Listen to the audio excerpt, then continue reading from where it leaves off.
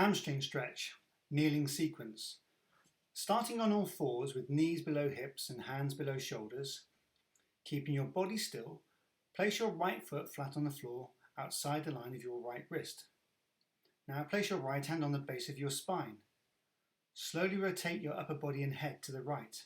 Try to finish with your right shoulder over the line of your left hand. Return to your start position and repeat for 5 times. Next, slide your right elbow on the inside of your right leg. The aim is to get your right shoulder in line with your knee and ultimately your right forearm to the floor. Holding for 4 to 5 deep breaths, try and relax in this position. Now place your right hand on the inside of your right knee. Push your knee away as you reach your left hand forward on the diagonal. Roll on the outside of your right foot as you push your hips backwards and lower your chest to the floor. Again, hold for 4 to 5 deep breaths. Try and relax in this position before returning to the start position and repeating the sequence on the left leg.